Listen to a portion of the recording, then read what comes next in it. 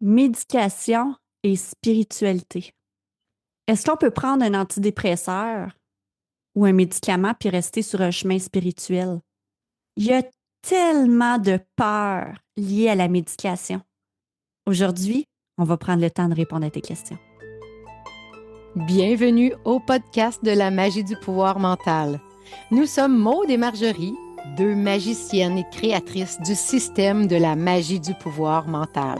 Nous avons créé ce podcast pour faire connaître au plus grand nombre le grand pouvoir que nous avons tous sur notre mental, pour mettre plus de magie dans nos vies et créer notre vie rêvée. Oui, c'est possible pour tous. Attends-toi à ce que la magie se manifeste dans ta vie. Là, Maude, on a un sujet assez controversé aujourd'hui parce qu'on va parler de médication et de spiritualité. Parce que la médication en spiritualité, c'est tabou. C'est très tabou, hein? Parce que on a peur que si on prend de la médication, que ça coupe nos capacités. En tant que personne qui aide d'autres personnes, on est là, ben là, si je prends de la médication, est-ce que finalement la spiritualité, ça fonctionne tant que ça? Est-ce que je peux être spirituelle et prendre de la médication? Il y a beaucoup, beaucoup d'informations, de désinformations. En fait, tout dit l'opposé de tout. Donc, aujourd'hui, moi, j'ai envie qu'on partage notre opinion face à ça parce que, mon Dieu, qu'on n'a pas à avoir honte de prendre de la médication dans la vie. Ben écoute, la médication est là pour sauver des vies, comme la spiritualité est là pour sauver des vies. Moi, je vais parler de comment tout ça a commencé. Moi et Marjorie, on est vraiment deux anti-médicaments. Je donnais même pas de Tylenol à mes enfants quand ils étaient jeunes, Marjorie non plus. Quand mon garçon, qui est autiste, s'est retrouvé je pense qu'il était en 4e année, les professeurs m'ont expliqué qu'il devrait redoubler cette année-là. Pourtant, c'est un enfant autiste super intelligent. Mais ils m'ont expliqué qu'il était à 10% de sa capacité intellectuelle parce qu'il était déconcentré toujours. Et ils m'ont dit que s'il prenait une médication, il serait à 100% et il pourrait réussir son année. Là, on était comme vers le temps de Noël. Moi, je voulais rien savoir. J'ai dit non, non, non, mon gars ne prendra pas de médicaments. Puis là, ils m'ont expliqué, imagine quelqu'un qui ne voit pas, puis que tu lui donnes des lunettes. Bien, grâce à ça, il va voir. Bien, c'est exactement ça que le médicament va faire à ton fils. Ton fils, il ne voit pas présentement avec son cerveau de la bonne façon. Il a besoin de cette médication-là. Je voyais mon fils aussi pas tant aimer l'école, c'est difficile, il ne comprenait pas, il était malheureux. Donc, j'ai accepté finalement de donner cette médication-là. Et pour moi, ça a été le plus beau cadeau que j'ai fait. Parce que suite à ça, il s'est mis à aimer l'école, à être bon, à aimer ça. Aujourd'hui, il est à l'université, il a des notes incroyables. Mais on a trouvé une médication qui faisait qu'il était bien, que ça ne l'affectait pas trop. On a essayé plusieurs sortes de médications, parce que je ne voulais pas non plus rendre mon enfant zombie. Donc, oui, il y a des médications qui le rendaient plus zombie. Mais là, j'ai compris que pour lui, sans ça, ben, dans la vie, il ne pourrait pas fonctionner. En même temps que ça, ben, j'avais beaucoup d'amis autour de moi qui me disaient, tu sais, moi, mes parents ne m'ont jamais donné de médication, puis j'ai toujours eu de la misère dans la vie, j'ai toujours fait de l'anxiété, j'ai jamais trouvé de job. Puis le jour où j'ai décidé de prendre une médication, ma vie a changé et je peux avoir une vie agréable. Ça, c'est la première chose. Puis l'autre chose que quelqu'un m'avait dit aussi, ils m'ont dit, tu sais, les enfants qui ont besoin d'une médication et qui apprennent pas, ben comme ils sont jamais bien dans leur tête, ils vont finir par aller se médicamenter eux-mêmes. Donc, ils risquent d'aller chercher des drogues, de l'alcool, d'autres choses pour se médicamenter eux-mêmes. Oui, de l'automédication, dans le fond. Exactement. Donc, ça a commencé avec mon fils et suite à ça, moi aussi, je me suis rendu compte à l'époque, j'étais une personne, justement, je l'ai dit dans un autre podcast, j'étais une personne très colérique. Je ne gérais pas mes humeurs, mais c'était des sauts d'humeur à temps plein. J'étais pas bien dans moi. C'était comme s'il y avait toujours une colère en dedans de moi, une frustration. Tout me tapait sur les nerfs, mais tout, là. Et là, j'avais été voir mon médecin, puis il m'avait expliqué justement qu'on avait chez nous, bon, des problèmes au niveau des dérèglements d'hormones, parce que, bon, en tout cas, il m'avait expliqué que c'est génétique et que je devais prendre un antidépresseur, une petite dose pour m'aider. Ça a été le jour et la nuit. Après ça, il n'y a plus rien qui me dérangeait, avec un travail spirituel, évidemment, sur moi. Mais j'étais vraiment bien, il n'y a plus rien qui me dérangeait, j'arrivais à être bien à temps plein. Et là, ma grande sœur qui a vécu la même affaire, ma petite sœur, justement, Marjorie, qui a vécu la même affaire, ils ont essayé la même médication et ils ont eu le même changement que moi. Ma grande sœur, à un moment donné, a dit, ça suffit, j'ai plus besoin de ça, je vais l'arrêter. Et c'est revenu comme avant.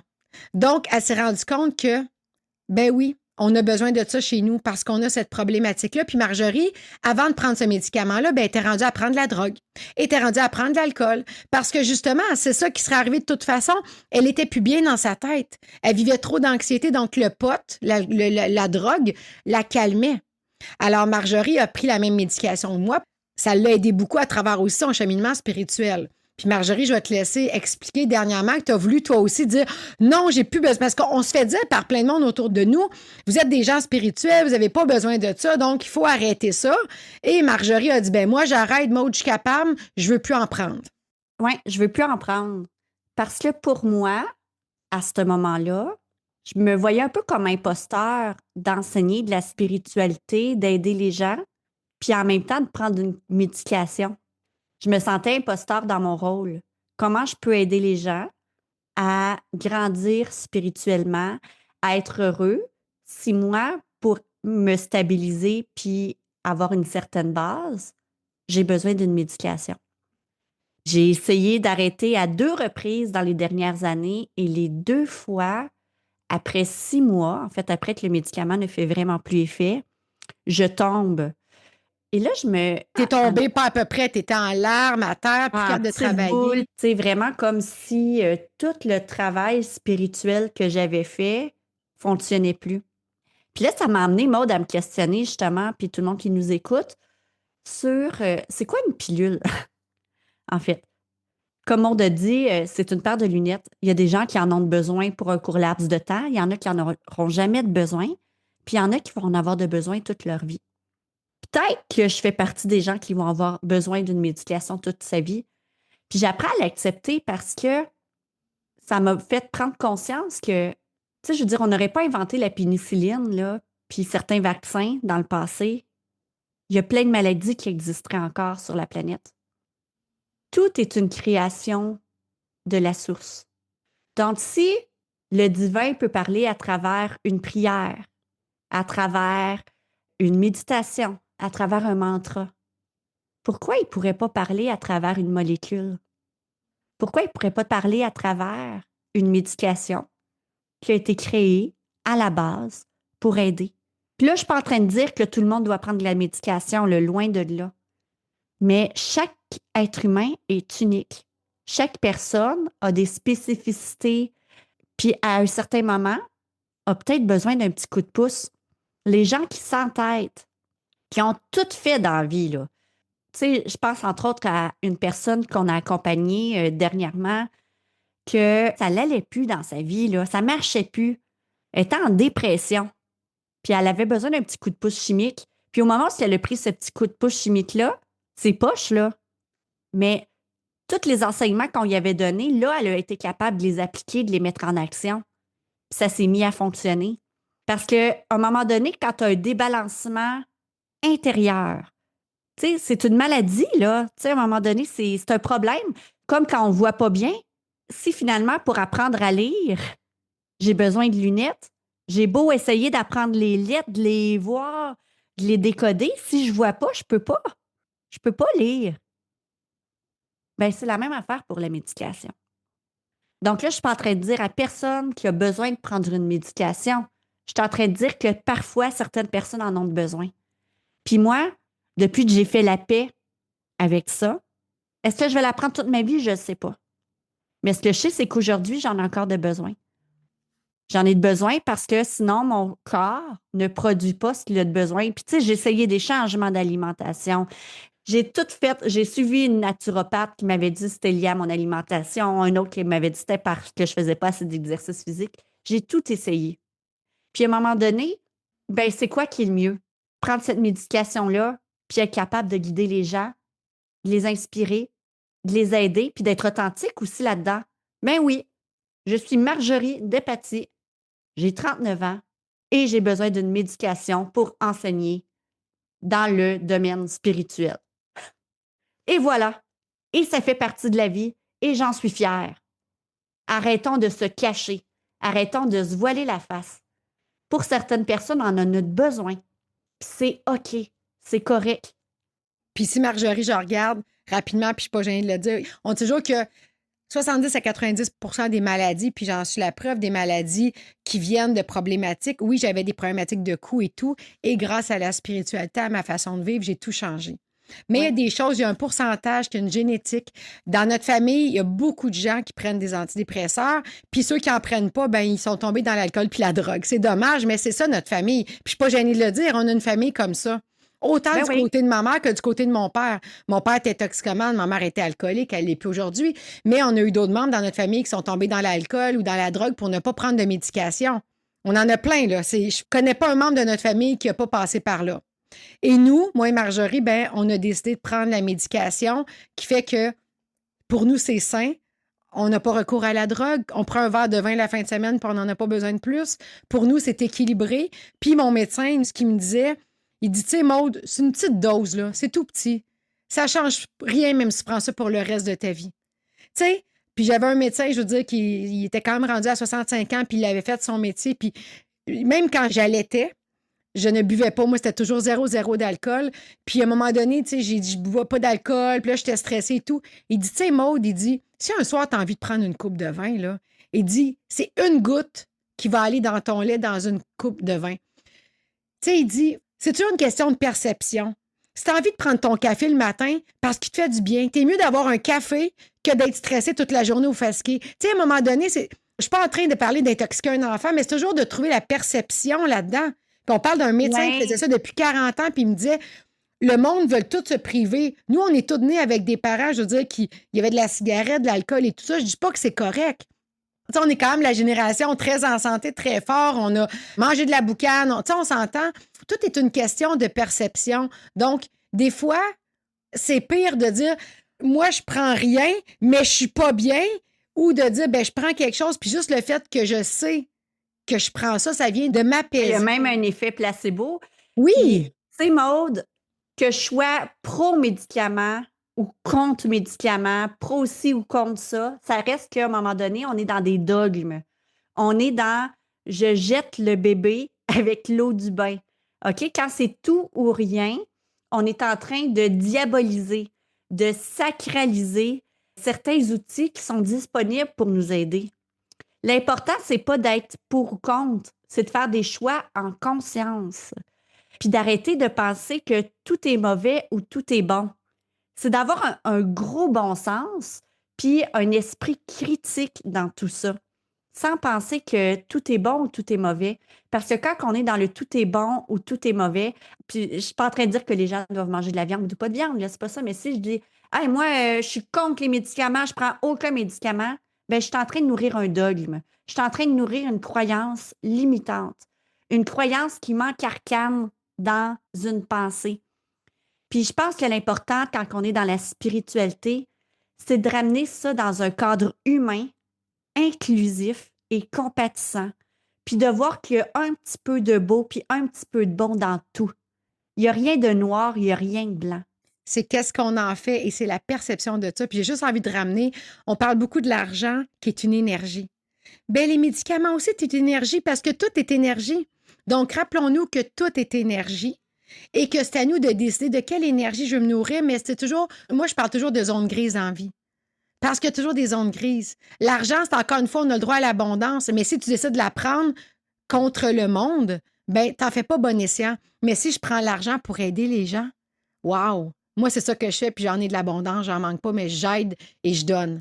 Bien, ma médication, si elle me permet de pouvoir être une meilleure version de moi-même et de donner aux gens, je sais qu'elle n'est pas nocive, puis que Dieu, ou appelez-le comme vous voulez, fait en sorte que pour moi, c'est sain. C'est tout qu'est-ce que j'en fais de ça, puis qu'est-ce que je décide. Par contre, si j'essaie de prendre des médicaments à temps plein pour me surdoser, puis que là, je fais plus rien, je suis dans le salon, puis que je vis plus à cause de ça, bien là, ça se peut que la vie m'amène autre chose. C'est toujours selon notre chemin de vie, de trouver notre juste milieu à nous et comment qu'on le voit et quelle est notre perception face à ça. C'est ça. Puis qu'on prenne de la médication ou pas, l'important, c'est le comment tu le prends. Je le prends-tu en me sentant coupable? Je le prends-tu avec le sentiment d'échec? Ou je le prends parce que je sais que ça va peut-être m'aider un certain temps? Donc, tout est une question aussi de comment je le vis ça intérieurement. Puis arrêtez de vous culpabiliser pour ce que vous faites ou ce que vous ne faites pas. OK?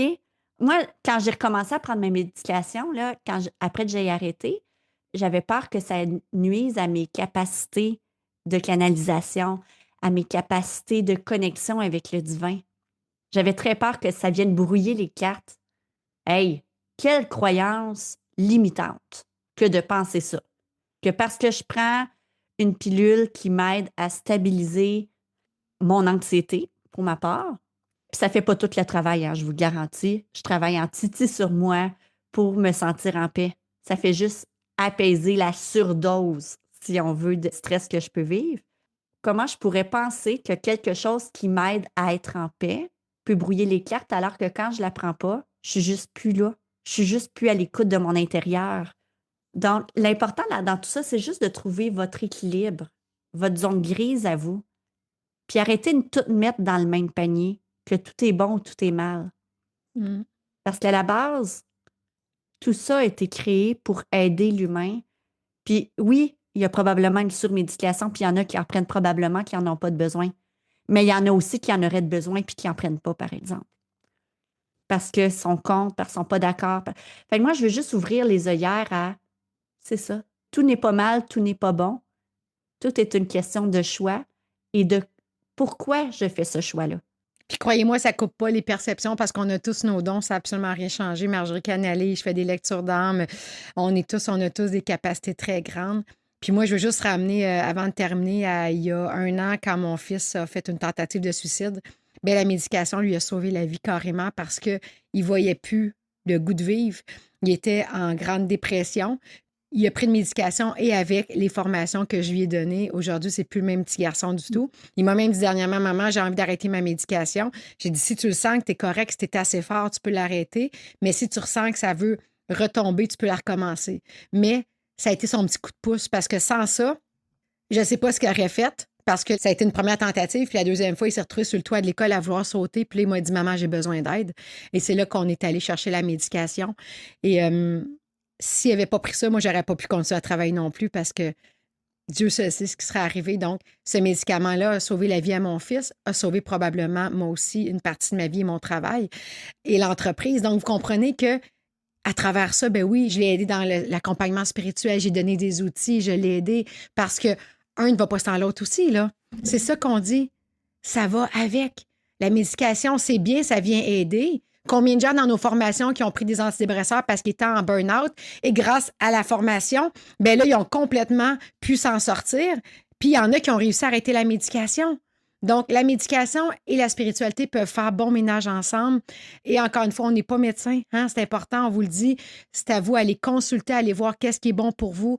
Mais tout ce qu'on peut vous dire, c'est que nous, notre croyance, c'est que on le voit comme une énergie, puis c'est à nous d'en décider. Moi, j'ai choisi, autant que quand j'ai pris les vaccins, j'ai décidé de prendre les vaccins à ce moment-là parce que j'avais envie de voyager. Et quand j'ai reçu les vaccins, ben moi, j'ai demandé à mes guides d'imaginer que c'était de l'amour qui était dans le vaccin et j'ai mis comme c'était l'amour qui rentrait dans mon vaccin.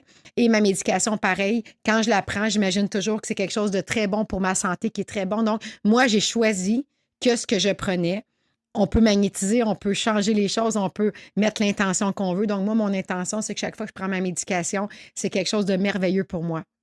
Alors voilà, c'est à vous de décider ce que vous voulez faire avec cette rencontre d'aujourd'hui. Encore une fois, je répète, si vous avez besoin d'aide, on est là pour la partie spirituelle. Et si vous avez besoin d'aide côté médicaments, ben allez consulter votre médecin parce que les médecins sont très importants, autant que nous, on l'est pour l'âme. Nous, on est les médecins de l'âme, puis il y a les médecins pour le corps physique. Exact. Et si tu as envie de voir comment on peut t'aider à aller plus loin, si tu as envie de voir justement comment finalement tout ça est ta propre création. Tout ce qu'on dit là, si tu dis que la médication, c'est pas bon pour toi, ben tu vas faire en sorte que ce sera pas bon pour toi parce que tu es le créateur de ta vie.